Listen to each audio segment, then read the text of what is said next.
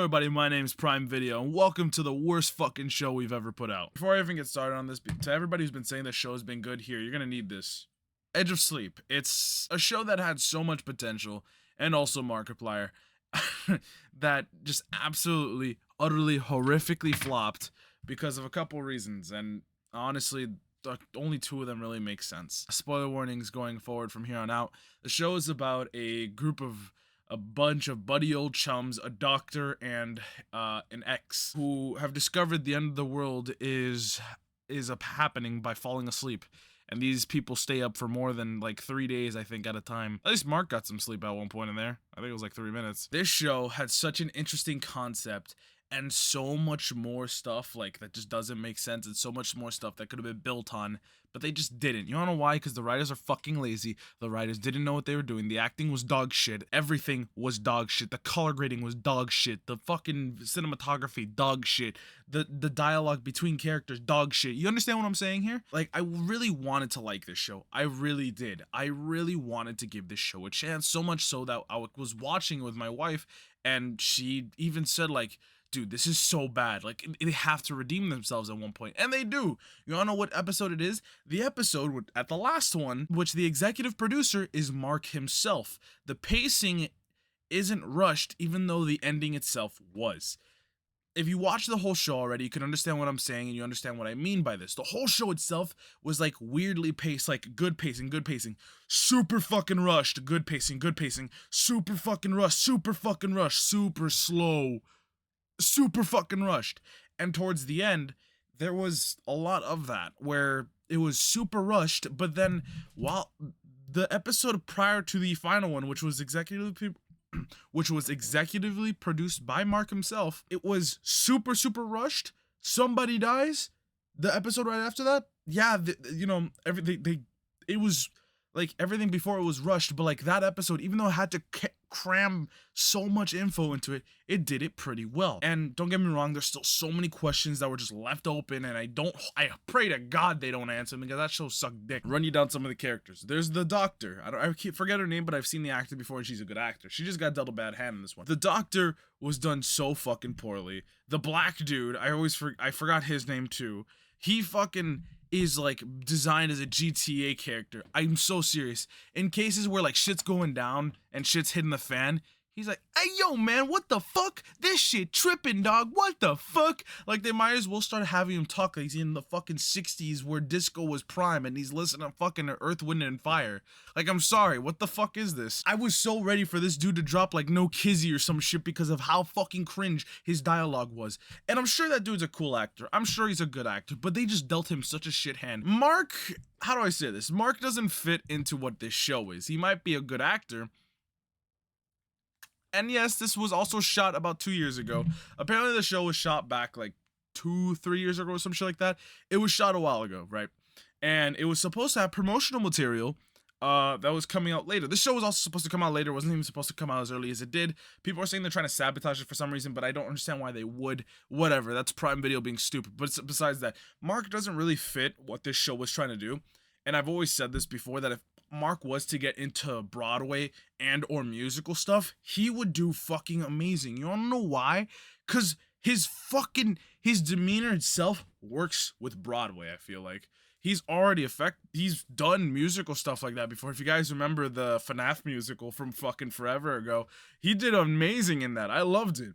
And I don't know, I think like Mark himself does really good as more of a musical or unorthodox means of acting. Of course, there's acting to all degrees, and I don't think his version of acting is exactly like, you know, Hollywood acting. Maybe I'm wrong, and that's exactly why I'm super fucking hyped for fucking, what's the name of the movie? That's why I'm excited for him to shoot Iron Lung, because it's something he's developing, it's something he's making, it's something he's writing, and if it's bad, it's on him. If it's good, it's on him. Edge of Sleep, I'm not going to judge him on his work because he only did one episode. And I'll be honest, that episode was actually my favorite. But besides that, it was just all of it was rushed. All of it was super fast. And this isn't me judging the show as an extension of Mark. This is just me judging the show in particular. It just so happens to have Mark. The show was so fucking bad. I wish I never watched it. It's kind of like those things where people say, oh, I wish I could have watched. I wish I could have the same feeling when I watched that show for the first time. I wish I could have the feeling when I used to live before knowing what this show was. It was so fucking bad. It really fucking embarrassed me. There was such a cool concept here that could have been like built on in so many ways. The way they wanted to do shit was super cool.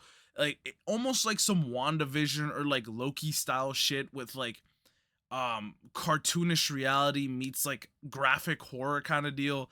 Like obviously that's not what WandaVision or Loki did, but if you get what I'm saying here, and if you've watched Edge of Sleep, the Modaphilus animations that you can see sometimes could be such a cool concept to play on.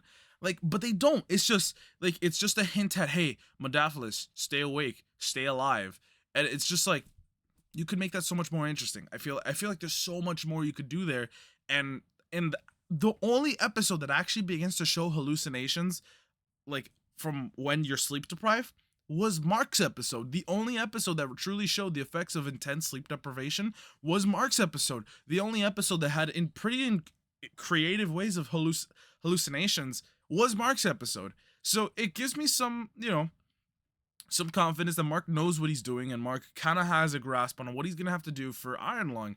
And I think him as a creative director, not even an executive producer or director, just as him of a creative board. If he's on a creative board or a writing board, I think he could do a lot good for whatever he's working with. As shown in Edge of Sleep, my favorite episode was the last one. Not the first, not the second, not the third, not the fourth. I think it was only like 6 episodes. 7. Whatever. Whichever the last episode was my favorite. Mark's episode was my favorite. Because that one, it made sense. There was still a lot of loose ends. It doesn't really explain why the dream people were there. It doesn't really explain much about the dreams. It doesn't explain the Elephant Man.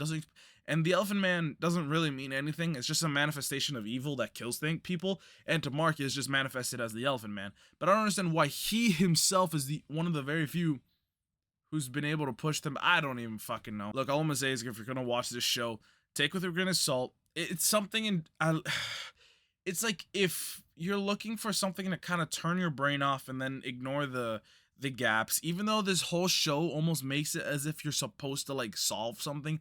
It's purposefully mysterious. It's purposefully like open-ended. It's purposefully like broad with a couple of things it does. And I really don't appreciate that because that kind of ruins it at the same time. It wants you to solve the show. It wants you to understand the mystery behind it, but the mystery itself is so poorly written, you can't. It's like if the Riddler had autism. Like, he'd try to make riddles, but you just couldn't understand them. But yeah, no, I really hope they never make a second season of Edge of Sleep, and if they do, I hope it's directed by Christopher Nolan and Markiplier, because that would probably be the only thing that could redeem the fucking show. I will say I do appreciate the soundtrack in this song, especially the fucking song they use in the intro. When I look up. Yeah, that one. It's really good. But besides that, yeah, I'll give it like a 4 out of 10, and that's being generous. Yeah, Edge of Sleep suck dick. Don't suck dick. Speaking of stay awake and stay alive, Rogue Energy. You could get 10% off your whole order using my code Swooshly.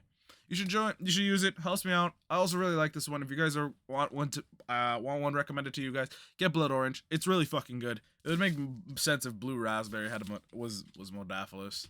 Fucking yeah. This right here, Powder Modaphilus. Stay awake, stay alive using Rogue Energy. Like I said, 10% off using my code. Use it, asshole. Get yourself a shaker while you're at it too. I don't know whose this is. Also, I need to clean that up because that's like settled, so there's still powder in there.